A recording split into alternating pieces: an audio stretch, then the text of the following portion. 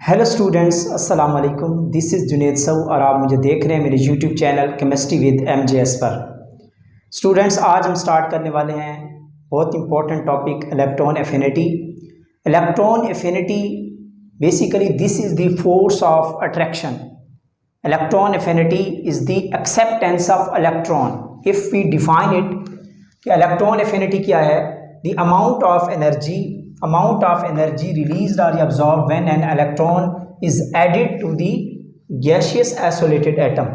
जब भी किसी इलेक्ट्रॉन को किसी गैशियस आइसोलेटेड एटम में ऐड किया जाता है तो उस वक्त एनर्जी रिलीज होती है और सम टाइम एब्जॉर्ब भी होती है। वो जब सेकंड या थर्ड इलेक्ट्रॉन जब ऐड करते हैं तो उस केस में एनर्जी हमें देनी पड़ती है उनको ऐड करवाने के लिए। इसकी भी हम रीज़न हम डिस्कस करेंगे, ऐसी क्या वजह थी। और जनरली क्या होती है कि व्हेन एन इलेक्ट्रॉन, जब एक इलेक्ट्रॉन ऐड करते हैं किसी एटम के गैशियस एटम में ऐड करते हैं तो एनर्जी रिलीज होती है और वो एनर्जी कहलाती है इलेक्ट्रॉन एफिनिटी। और इसको कहा जाता है इलेक्ट्रॉन गेन एंथैल्पी भी कहा जाता है। The second name of electron affinity is known as, इसका सेकंड नेम जो है इसको कहा जाता है electron gain enthalpy. Electron gain enthalpy, electron gain enthalpy भी इसको कहा जाता है कि amount of energy is released when electron is gain. जब इलेक्ट्रॉन कोई एटम गेन करता है तो उस वक्त जो एनर्जी रिलीज होती है उसको कहा जाता है इलेक्ट्रॉन गेन इंथैल्पी और इलेक्ट्रॉन एफिनिटी कहा जाता है। अगर हम इसकी प्रॉपर इक्वेशन की बात करें, देखें जो फ्लोरीन है, this is the most electronegative atom. तो फ्लोरीन इलेक्ट्रॉन को एक्सेप्ट करता है। जनरली जो नॉन मेटल्स हैं, फिफ्थ ए ग्रुप की, six and seventh A group के जो एलिमेंट्स हैं वो इलेक्ट्रॉन को एक्सेप्ट कर सकते हैं। जब फ्लोरीन एक इलेक्ट्रॉन को एक्सेप्ट करता है या एक इलेक्ट्रॉन फ्लोरीन के न्यूट्रल एटम में ऐड किया जाता है तो उस वक्त क्या होता है कि जब एक इलेक्ट्रॉन उसमें ऐड होता है तो एनर्जी रिलीज होती है जिसको कहा जाता है इलेक्ट्रॉन एफिनिटी कहा जाता है। तो 337 किलो जॉल पर मोल एनर्जी रिलीज होगी और इसको कहा जाता है इलेक्ट्रॉन एफिनिटी कहा जाता है। Electron affinity, this is the first electron affinity in the case of fluorine, क्योंकि इस केस में सेकंड इलेक्ट्रॉन एफिनिटी पॉसिबल नहीं है। बिकॉज जब एक इलेक्ट्रॉन ऐड करते हैं तो उस वक्त इसकी जो कन्फिगरेशन होती है वो नोबल गैस जैसी हो जाती है और फिर फर्दर स्टेबल इलेक्ट्रॉनिक कन्फिगरेशन बन जाती है और उसमें सेकंड इलेक्ट्रॉन की एडिशन बहुत डिफ़िकल्ट होती है, इम्पॉसिबल नहीं होती। तो इसलिए इसकी फर्स्ट इलेक्ट्रॉन एफिनिटी है। अगर हम बात करें सिक्स ग्रुप के एलिमेंट्स, ऑक्सीजन है, सल्फर है, तो ये भी इलेक्ट्रॉन को एक्सेप्ट करते हैं। तो ऑक्सीजन एक इलेक्ट्रॉन को जब एक्सेप्ट करता है तो इसकी जो इलेक्ट्रॉन एफिनिटी आती है उसकी वैल्यू 141 किलो जॉल पर मोल, और ये भी नेगेटिव होती है। नेगेटिव साइन ये रिप्रेजेंट कर रहा है कि एनर्जी इज रिलीज्ड, एनर्जी क्या हो गई, रिलीज हो गई, और कितनी होती है 141 किलो जॉल पर मोल। इसी तरह ऑक्सीजन के पास ये टेंडेंसी है कि it can accept the second electron. जब ऑक्सीजन सेकंड इलेक्ट्रॉन एक्सेप्ट करेगा तो फिर एक एक्सेप्शनल केस आता है इस केस में, क्योंकि ऑलरेडी एक इलेक्ट्रॉन ऑक्सीजन में ऐड हो चुका है और उसके ऊपर नेगेटिव चार्ज है। जब उस पे सेकंड इलेक्ट्रॉन को ऐड करना चाहते हैं, जब सेकंड इलेक्ट्रॉन ऐड किया जाता है तो वो नेगेटिव चार्ज इनकमिंग इलेक्ट्रॉन को क्या करता है, रिपेल करता है। क्या करता है, रिपेल करता है। अगर हम इसकी बात कर लें कि ऑलरेडी इसके ऊपर this is the nucleus oxygen, ये हमारे पास के शेल है जिसमें 2 इलेक्ट्रॉन होते हैं और ये 6 इलेक्ट्रॉन होते हैं। इसमें 6 इलेक्ट्रॉन ऑलरेडी हैं ऑक्सीजन के केस में। अगर हम बात करें ऑक्सीजन न्यूट्रल एटम की, तो के शेल में भी 2 इलेक्ट्रॉन है, के में 2 इलेक्ट्रॉन है। इसी तरह न्यूट्रल एटम इसमें 6 इलेक्ट्रॉन है। तो जब फर्स्ट इलेक्ट्रॉन एफिनिटी होती है, आप एक इलेक्ट्रॉन फर्दर ऐड करते हैं, इसमें एक इलेक्ट्रॉन ऐड करते हैं तो अब लॉस एल शेल में कितने इलेक्ट्रॉन हो जाते हैं, 7 इलेक्ट्रॉन हो जाते हैं। जब आप एक और इलेक्ट्रॉन ऐड करते हैं तो 7 इलेक्ट्रॉन हो जाते हैं। और अब इलेक्ट्रॉन बढ़ गए तो जैसे ही इनकमिंग इलेक्ट्रॉन आएगा जब सेकंड इलेक्ट्रॉन आप इसमें ऐड करेंगे, इसमें सेकंड इलेक्ट्रॉन जब ऐड करेंगे तो यहाँ क्या करेगा, ये रिपेल करेगा। क्या करेगा, रिपेल करेगा। और जब रिपेल करेगा तो इलेक्ट्रॉन की एडिशन डिफिकल्ट हो जाएगी। तो फिर आपको क्या करना पड़ेगा, आपको एक्स्ट्रा एनर्जी प्रोवाइड करना पड़ेगी टू ऐड द इलेक्ट्रॉन। तो आपको फिर क्या करना पड़ेगा, सेकंड इलेक्ट्रॉन को ऐड करने के लिए आपको एक्स्ट्रा एनर्जी देनी पड़ेगी, तब जाके इलेक्ट्रॉन ऐड होगा। और इसको कहा जाता है सेकंड इलेक्ट्रॉन एफिनिटी, या इसका सेकंड नेम है, this is the second electron affinity. इसको कहा जाता है successive electron affinity. First electron affinity के बाद जो सेकंड इलेक्ट्रॉन आपने ऐड किया, या आपने अगर थर्ड इलेक्ट्रॉन आप ऐड करना चाहते हैं, तो इनको कहा जाता है सक्सेसिव इलेक्ट्रॉन एफिनिटी। तो ये है इलेक्ट्रॉन एफिनिटी का केस। अब हम यूनिट्स की बात कर लेते हैं। अगर हम यूनिट्स की बात करें तो इलेक्ट्रॉन एफिनिटी के भी 3 यूनिट्स होते हैं। 3 यूनिट्स में इसको जनरली मेजर किया जा सकता है। जैसे आयनाइजेशन एनर्जी की हमने मेजरमेंट की थी, किलो जॉल पर मोल, किलो कैलोरी पर मोल, इलेक्ट्रॉन वोल्ट पर एटम। किलो जॉल पर मोल जो इसका जो है ना वो जनरल और मोस्ट यूजफुल यूनिट है। किलो जॉल पर मोल मोस्ट यूजफुल यूनिट है। इसके अलावा आप किलो कैलोरी पर मोल में भी मेजर कर सकते हैं, इलेक्ट्रॉन वोल्ट पर एटम में भी मेजर कर सकते हैं। और एक इंपॉर्टेंट नोट है, इसको आप नोट कर लें, इंपॉर्टेंट, कि 1 किलो कैलोरी पर मोल इक्वल होती है 4.18 किलो जॉल पर मोल के। किलो जॉल पर मोल के इक्वल होती है। और इस तरह अगर हम बात करें 1 इलेक्ट्रॉन वोल्ट पर एटम को, तो वो 96 किलो जॉल पर मोल के इक्वल होता है। तो अगर आपके पास इलेक्ट्रॉन एफिनिटी दी गई है या आयनाइजेशन एनर्जी दी गई है किलो जॉल पर मोल में, तो आप इसको इजीली कन्वर्ट कर सकते हैं।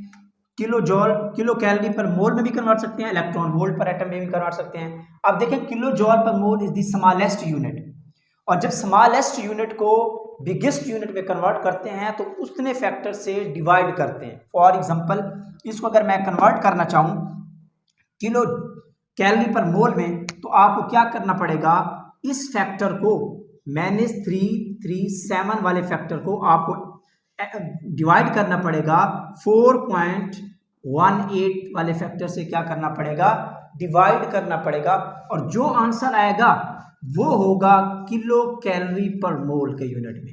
Very important.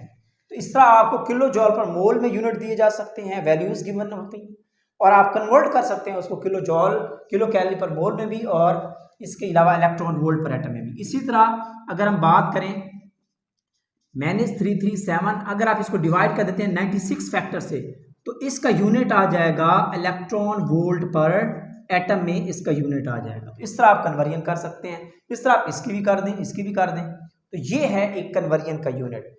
अब बात है कि what is meant by successive electron affinity. Very important point. In case of ionisation energy, successive ionisation energy क्या थी, जब एक इलेक्ट्रॉन वहां से रिमूव करते हैं और फिर जब सेकंड इलेक्ट्रॉन रिमूव करते हैं, तो उस इलेक्ट्रॉन को रिमूव करना डिफिकल्ट होता है, तो हमें बहुत ज़्यादा एनर्जी देनी पड़ती है, तब जाके सेकंड और थर्ड इलेक्ट्रॉन का रिमूवल होता है। इट मीन आयनाइजेशन एनर्जी के केस में, अगर हम बात करें आयनाइजेशन एनर्जी के केस में, जो सक्सेसिव ऑर्डर था, very important, ionisation energy, third ionisation energy was greater than the second ionisation energy, and then second was greater than the first ionisation energy. ये ऑर्डर था आयोनाइजेशन एनर्जी के case में successive का। अगर हम बात करें इलेक्ट्रॉन एफिनिटी की, तो इलेक्ट्रॉन एफिनिटी क्या है, जितना इलेक्ट्रॉन का एडिशन इजी होता जाएगा उतनी ज्यादा इलेक्ट्रॉन एफिनिटी होगी, क्योंकि यही है ना affinity to electron. Ionisation energy और इलेक्ट्रॉन एफिनिटी में एक कन्फ्यूजन दूर कर लें, बहुत सारे स्टूडेंट्स को कन्फ्यूजन होती है। आज मैं आपको ये अच्छे तरीके से बताने वाला हूं। More will be the difficult to removal of electron, जितना इलेक्ट्रॉन का रिमूवल डिफिकल्ट होगा, आयोनाइजेशन एनर्जी की वैल्यू उतनी ज्यादा होगी। और जितना इलेक्ट्रॉन की एडिशन डिफिकल्ट होगी, उतनी इलेक्ट्रॉन एफिनिटी की वैल्यू कम होगी। तो ये पॉइंट बहुत इंपॉर्टेंट है, ये मैं यहाँ नोट कर देता हूँ कि डिफिकल्ट रिमूवल ऑफ इलेक्ट्रॉन, जितना इलेक्ट्रॉन का रिमूवल डिफिकल्ट होता जाएगा आयोनाइजेशन एनर्जी की वैल्यू उतनी हाई होती जाएगी। और इसके अलावा जितना डिफिकल्ट होता जाएगा इलेक्ट्रॉन का ऐड होना, उतनी इलेक्ट्रॉन एफिनिटी की वैल्यू कम होती जाएगी, कम वैल्यू होगी, उतनी कम वैल्यू होगी। ये पॉइंट आप नोट कर लें, वेरी वेरी इंपॉर्टेंट पॉइंट। अगर ये पॉइंट आपको क्लियर है तो आपको सारा कंसेप्ट समझ में आ जाएगा। तो अब हम ऑर्डर ले लेते हैं इलेक्ट्रॉन एफिनिटी की, सक्सेसिव इलेक्ट्रॉन एफिनिटी का। तो इस केस में याद रखिएगा, नोट कर लें, एग्जाम में काफी बार ये क्वेश्चन आ चुका है कि electron affinity, first electron affinity is greater than the second electron affinity is greater than the third electron affinity. बिल्कुल अपोजिट ऑर्डर है as compare to the ionisation energy. तो ये है सक्सेसिव इलेक्ट्रॉन एफिनिटी का trend, first is greater than second, second is greater than third. जबकि ionisation energy के case में अगर हम सक्सेसिव आयनाइजेशन एनर्जी की बात करें तो वो थर्ड ग्रेटर देन होती थी सेकंड से और सेकंड ग्रेटर देन होती थी फर्स्ट से। अच्छा, ये ऐसा ट्रेंड क्यों है? देखें, फर्स्ट इलेक्ट्रॉन का एडिशन इजी है, क्या है? इजी है। और जब एडिशन ऑफ इलेक्ट्रॉन एटम में इजी होगा तो इलेक्ट्रॉन एफिनिटी की वैल्यू क्या होगी? ज्यादा होगी, इलेक्ट्रॉन एफिनिटी ज्यादा होगी। और जितना डिफिकल्ट होता जाएगा, जब सक्सेसिव की बात आती है, जब सेकंड आप इलेक्ट्रॉन ऐड करते हैं तो incoming electron is repelled by the negative charge. तो इलेक्ट्रॉन का एडिशन डिफिकल्ट हो गया तो इलेक्ट्रॉन एफिनिटी की वैल्यू लोअर चली जाएगी।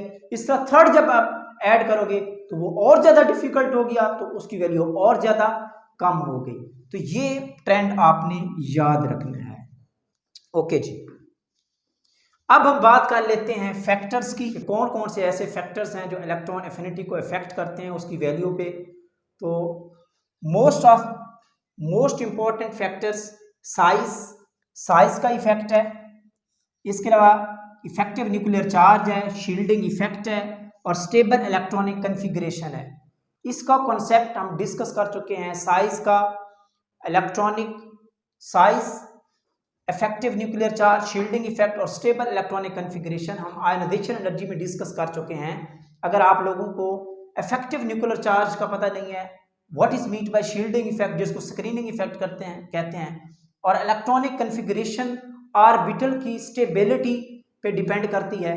अगर आपको इस चीज़ का मालूम नहीं है तो आप मेरा वो लेक्चर जो आयनाइजेशन एनर्जी पे है वो ज़रूर देखिएगा, डिस्क्रिप्शन में लिंक मौजूद है, वो आप देख सकते हैं। तो अब हम बात करते हैं साइज़ की।